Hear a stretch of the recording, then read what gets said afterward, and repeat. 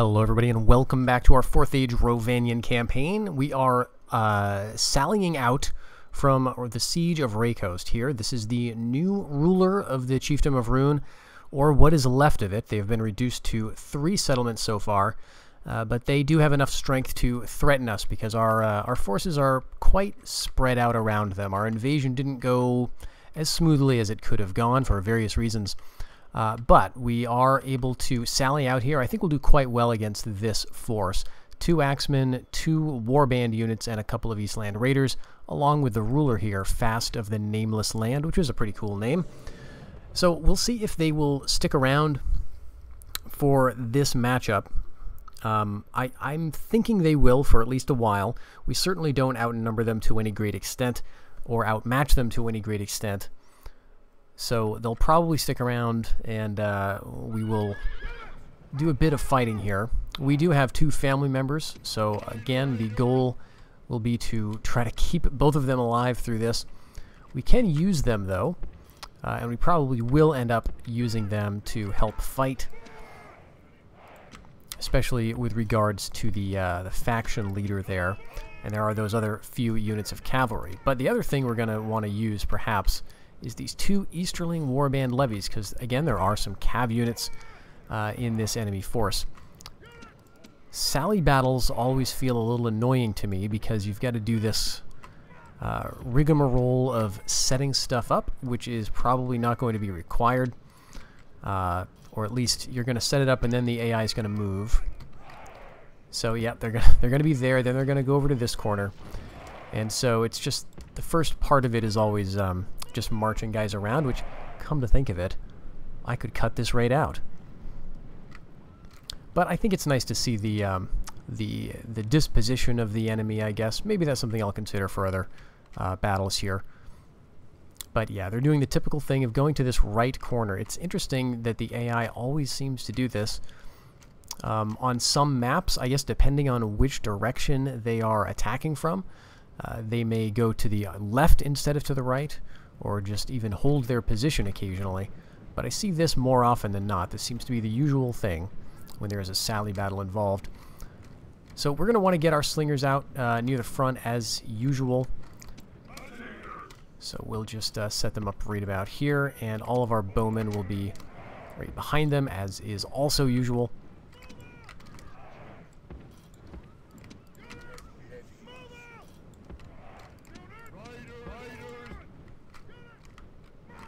In this cav, you know, there's just not a lot here. But I think we're going to have to fight with them, at least to an extent. We're close enough to be firing at them, so pretty soon I imagine they're going to come forward. Yep. And, you know, let's get our spearmen up, since they're going to close in. They're actually going to catch our slingers, it looks like, although our slingers are pretty fast.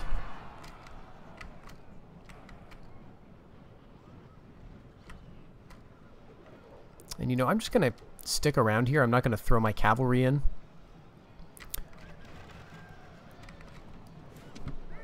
We'll just wait and let the ranged guys take care of it. Now, in this wing, I might want to throw some stuff into the fight here. We are losing some of our Rhovanion bowman mercs. May as well see if we can try to pull them out.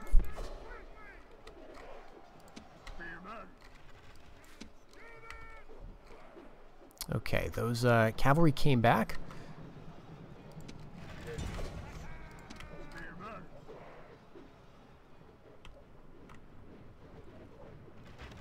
And I think we're actually going to be able to deal with them with just our infantry. These warband are not much of a threat, I don't think. But we will be ready to move in against them with these infantry guys. And it looks like, as is usual, here the enemy is going to be withdrawing. So we'll just send our cavalry up there to try to intercept.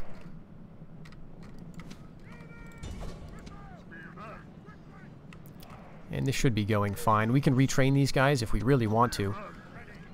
Didn't I tell you guys to attack? I'm not sure what the problem was there. But yeah, that's going to rout them. We've got decent numbers still, so these warband levies, again, they're just a tier 1 unit. They're nothing spectacular.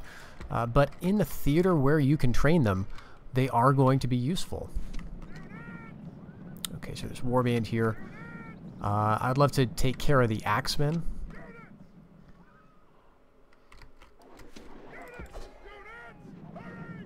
I think we're attacking the warband, unfortunately, with our javelins, but I think that'll change as these axemen become the closer units. Okay, let's stop chasing them. We're getting some friendly fire. So you guys just halt. Yeah, so we're now doing damage to them with our javelins. We'll just keep doing that. I don't think we're going to get the warband to rout, so... Not with these guys anyway. We're certainly taking some damage.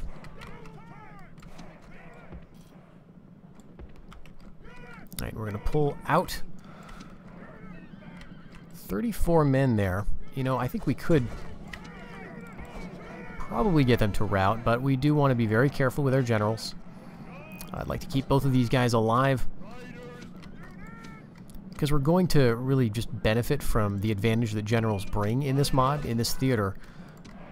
Because generals, again, you know, they can have bad traits, and I think sometimes that puts off players who are new to the mod, or even players who have a lot of experience with the mod. They may look at like a general's traits and see that he's a poor general, or like a poor commander, or an inept commander even. And that does have, you know, some negatives. But it does have just great advantages, being able to have a cavalry unit in the field who is able to recruit mercenaries and build watchtowers, who is able to oftentimes have more movement points than just a captain, even if he's got relatively poor commander traits. And some of the commander traits, even though he can be overall not that great, can give great benefits. So he may have some traits that make him particularly good with movement points, or with recruitment costs, or whatever. So there are lots of advantages to actually having a general. And it seems to me, too, that there are some hidden bonuses to generals for the AI as well. Like units that you can rout pretty quickly when they don't have a commander. When they do have a commander, will stand and fight for quite a long time. Like these guys stuck around a lot longer than they would have if this was just a captain-led army, I think. So I think we'll stop there, though. We've just got some one or two routers way back in the distance, and we lost, let's see, 70 or so.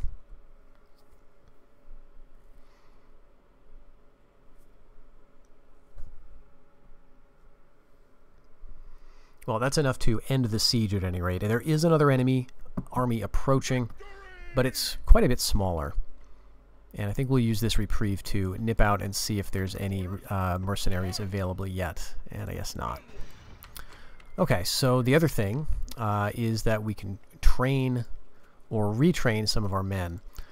Given that the population is so low, I think we'll just do that. Just retrain the ones that we already have. And I think pretty soon we're going to be calling Rhun back to defend Tham anyway. So we've got an army here that can probably take the city. It's not a very infantry focused army, of course, but we do have some infantry guys coming. So we may be able to make something happen over there in Tham. Now down here on our southern border, I'm pleased to see that Rhun has kind of moved off. And interestingly, Adunabar has failed to hold this province. So that is that's interesting. Also interesting to report is that Harad is closing in on Khand, like big time. So this settlement here, Low Khand, is originally held by the chiefdom of Khand at the beginning of the campaign. It looks like Khand, let's see, they start with Moldin, Akarn, this one, and this one, and that may be it. There are these two settlements here that are initially rebel. So it looks like they did expand to the south slightly, but then they got into trouble with Harad for one reason or another, and now we've got these very scary looking large stacks of Harad with units that we don't want anything to do with. These Swords of Harad, if you've seen any of my other videos, you know how dangerous of a unit this is. If you've played the mod, you almost certainly know from first-hand experience that these guys are no joke. Very respectable missile attack, good defense, large numbers in their units. And then they're, of course, supplemented with some cav, with some archers, with some spearmen. So this, this is the kind of a stack that we would really struggle to deal with. Not because they're the best in terms of their unit stats, but because the sheer numbers of them and the sheer amount of damage they can do thanks to their javelins would be just murder on our cavalry. So if we tried to do our typical thing of, let's do a massed cavalry charge like we've been doing very well against Rhun, that just would not work. We would just get chewed up horribly. So I want nothing to do with Harad. This can be a buffer zone, and in my experience, even if Harad ends up doing extremely well and just steamrolls the south, which they look to be doing, they tend not to get much further north than about this line. They may conquer in Moldin, they may conquer even up into here, but they suffer rebellions. And so that's my hope, that they're going to get to a Karn and then stop and then suffer a lot of problems. So ideally we want a Dunabar to hold this. Let's take a look at Harad. Dunabar is not at war with them. And Harad is at war with lots of people, lots of the same people that a Dunabar is at war with. But they're also at war with Harondor and Khand. So it looks like they're going to be marching up into this region. It looks like they've already begun that. I can see the devastation here, and even around their city a little bit, their chief city there, and even along the coast, although this could be reunited kingdom coastal assaults. But yeah, I would say that Harad is definitely going to be winning here. The only thing that has probably saved Harondor so far is the fact that they've taken Emin Arnon. They own South Ithilien, so this is now their capital, which also tells me that this is maybe the last settlement they own. So that's a bit of a shame for them. I hate to see factions completely eliminated, but looks like that's going to happen. So I think we do have a little bit of cash, but I'm not sure that I really want to spend it on anything. We're already training here. I guess we could do some more training over here. Let's get just yet another unit of foresters. Nerigzugil we will hold off. We're bringing these guys south. Yeah, I guess that's probably it. We do have some mercenaries we could train here, but these are Dale Longbowman mercenaries. I'm just kind of keeping them in the Merc pool for now, in case Dale comes over or the Bjornings attack, so that I can quickly just have another Longbowman unit. I don't really want to pay the upkeep now for them. But as long as I don't recruit them, they'll just kind of stick around, so that should be okay.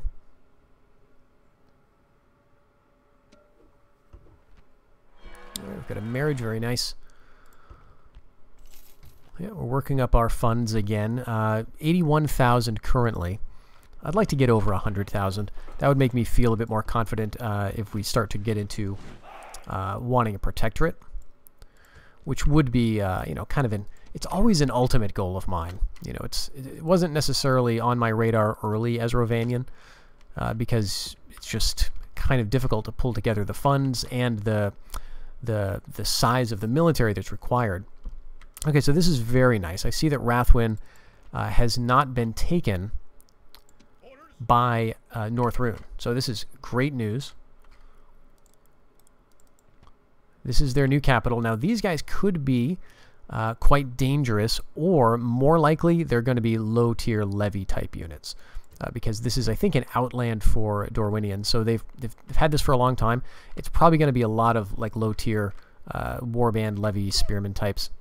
All right, so let's do some attacking, see where they go. Okay, I think I kicked them back, not into Rathwin probably, but into another place. Let's just keep doing this. Keep them moving around. I'd like to have a situation where I could just attack an army standing right outside Rathwin. That was the case pretty recently. So we'll see if we can make that happen. I know that North Rhun could attack and take it, but I think we'll have to just deal with that eventuality.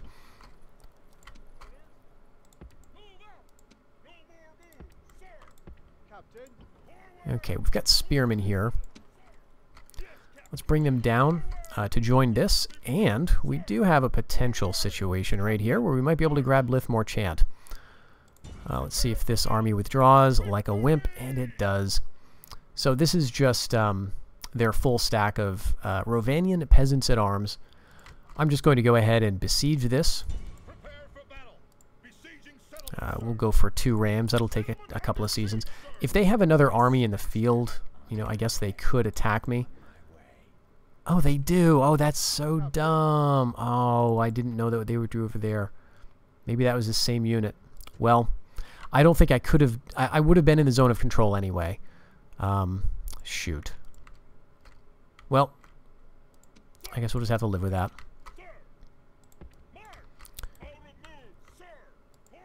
Okay, but here we go. So we could now try for Tham.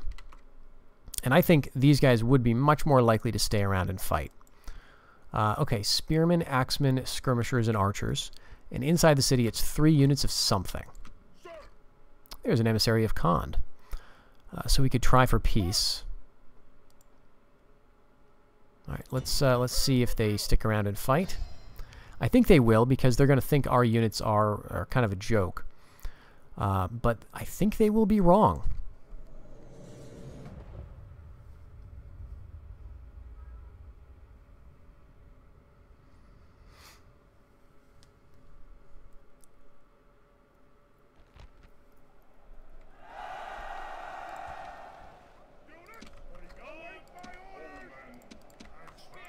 All right, we've got hillmen axe levies. 1 unit of them. We've got a unit of spears. That's it for melee infantry. We've otherwise got slingers, 2 units of those. And Rhovanion bowmen mercenaries, and I guess that's it. Everything else is cav. So I guess we'll do like that. So we're attacking due south, so Tham is going to be over to our left, eastward. Actually, yeah, and back a little bit. So I'm not sure if this is going to work. As always, I'm a little nervous that they're going to just withdraw.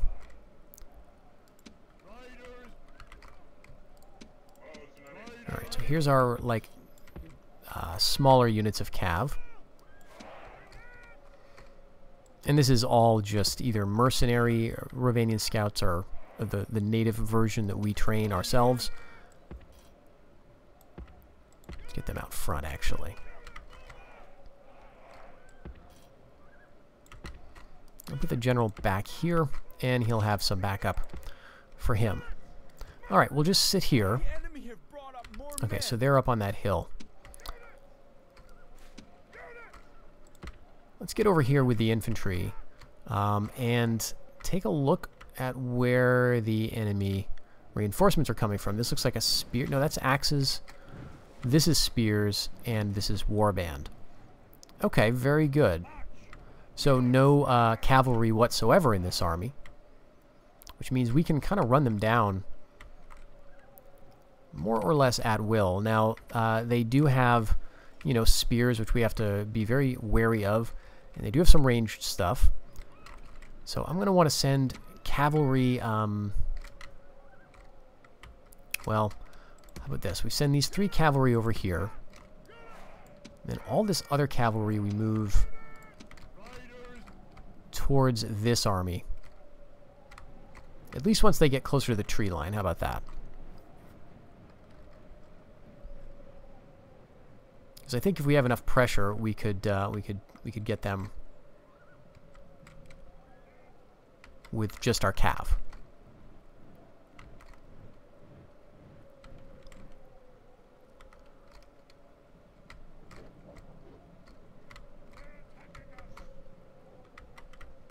Where are they? Okay, they're right there. Some of our units are now hidden. They're shooting at us, which is okay. Alright, let's get our cav over here into the trees. And this will be something that I will have to pay attention to, which is not ideal. You don't want to have to pay attention to stuff. There's some axemen, which are running back. There's the spearman is the general unit, so that's a little annoying.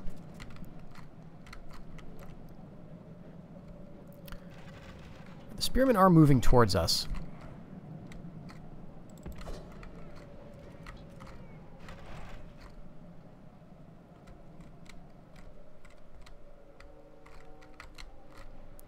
So this is an Easterling warband. Let's just hit them straight on and see how that goes. Obviously, that's not typically what you want to do. The general of this army is Axemen. So they're losing heavily. There's probably stuff I should be paying attention to over here. What's that? Easterling skirmishers are routing. Alright, what are you? Let's hit these Axemen of Rhun with a cav, and we've got to pay attention to this fight. Okay, so we didn't rout them yet. Let's bring this cavalry up. And let's bring these guys forward. We also did not rout these archers or these axemen, although they are losing heavily and shaken. We've got them down quite respectably, I would say, in terms of numbers. Hillman axe levies are right here. Let's bring these spearmen over. All these other units are going to be firing at their spearmen general. Alright, we did get some routers now, but we're now getting into the spearmen here. Let's bring you back. Let's hit the spearmen in the back.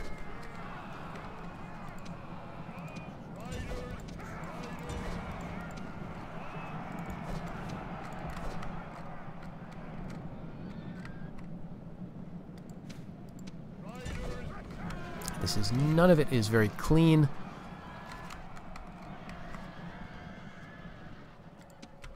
And they may end up winning those melees. Okay, let's take a look back at this. Alright, one of you go after the axemen. The other two, let's hit these spearmen, who are losing, actually, to our Hillman axe levies and our other units. Alright, how's the spearmen fight going? They're winning easily. They're down to 51, though. Is that it? Did we take out... Yeah, I think we took out their warband and their axemen. Alright, and this is a unit that tracked down some axes, I think, some routing guys. Alright, they're losing heavily and shaken. There is another unit going in that direction. There goes the enemy general. He's now routing, so we want to go after their skirmishers. There's only 15 of them, and I think we got it. At this point, I think we have it down. There's the other general. Yeah, and they're both enemy commanders. That's good. Just double checking, because you never know. Alright, they're done. Nobody left here. We'll continue the battle, sure. Just chasing down some of those routers. These skirmishers here. And so, you know, a messy fight. We did lose quite a few of our men fighting in the trees here. My attention was, of course, split between those two different fights, but I think that worked out. Alright, and that's the end of that. So we got everybody there, wiped out both generals, no survivors left. Let's see if we can get into the city. And city's empty, and we do have movement points. Let's do it. Yes, it is so good to have fam. We're going to lay desolate here. And yeah, what a relief. So I like this map colors a lot better. So we've got now basically all of their starting position with the exception of this, which we gifted to our ally, North Rhun. Now, North Rhun is going to be potentially a problem here. We've got one more city of Rhun that I do want to get for myself, and that's this one, Thordram. It's their new capital, and they can certainly train stuff up here. This is a homeland for them, I believe. So we will have to march north and deal with that. We do have some other stuff to clean up, but we've got reinforcements coming, and that should be plenty to deal with it. Now, they've got this 2 units, and I think if they attack us, we could be okay. We've got some Rhovanion foresters, Barding Watch levies, and a couple very light units of cavalry.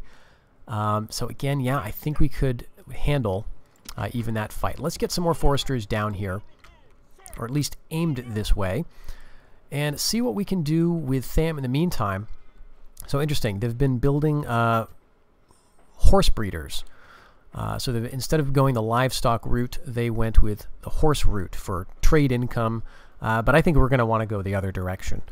So let's first eliminate some buildings that we don't need. This Hall of Feasts, again, allows us to recruit a rogue. And we can also train a scout thanks to the market they've built, and an emissary, of course. Let's go with a scout just initially. And now, again, this shows that we can build these things, but notice the very high costs to do that and the development time that's quite high. That's because we do need to build our own stuff here. We need to get rid of some of these buildings and destroy, destroy the Homeland Dominion and actually build that. So getting rid of this Warlord's Barracks is going to, of course, be nice for our income. They've also started city development, but unfortunately they didn't finish building it. Since we're a minor province, we cannot build a specialization building like they can. So we'll destroy that and make at least a little bit of money. And Homeland Dominion, you know, I think we may hold off on destroying this. We have 5 seasons to build it in Amrandor. And next turn, we're going to start a homeland building over here. And our public order is looking okay across our realm, but I don't want to make it drop any lower by destroying this. Although, on the other hand, it's only yellow faces, so we may as well. Let's get started right off the bat with that, and just check the public order everywhere. Yeah, it hasn't changed really anything. No blue faces that I can see. Everything is looking nice and happy. Well, that's great. So, we finally destroyed Tham, exterminated the populace, and I don't think we're going to lose this. I could be wrong. There could be some other army that comes to take it. But, I mean, all these guys... Here's a High Chieftain. He's completely... not completely alone, but he's got some tiny remnants of units with him. This is another isolated unit. It's just the air. And here's a couple of units of axemen. So they could attack us from the south, they could attack us from the north, but I think we're in a pretty good position. Let's see what they can build over here. Yeah, so it's basically, this is their homeland stuff. So they could, theoretically, they do have military policy, so they could get to the point where they build hosting halls here and start training spearmen.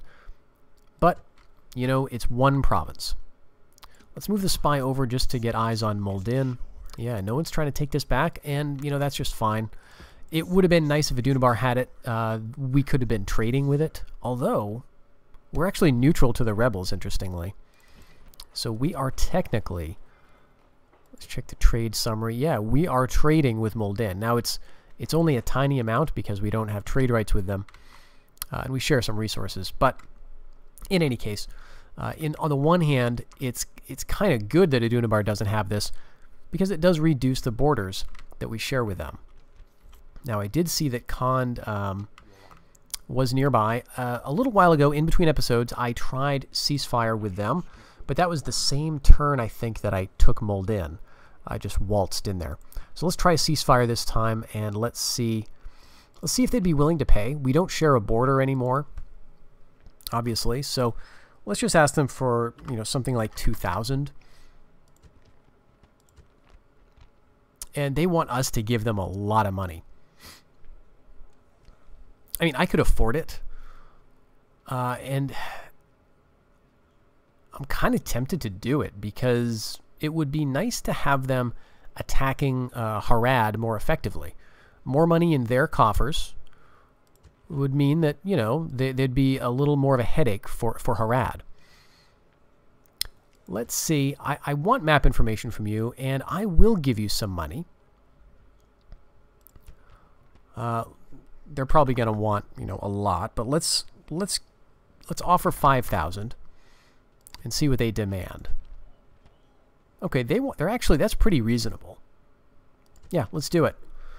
So now we got map information from Khand, which, you know, is not going to be revolutionary or anything, but it shows that indeed they did take these couple of settlements and nothing else.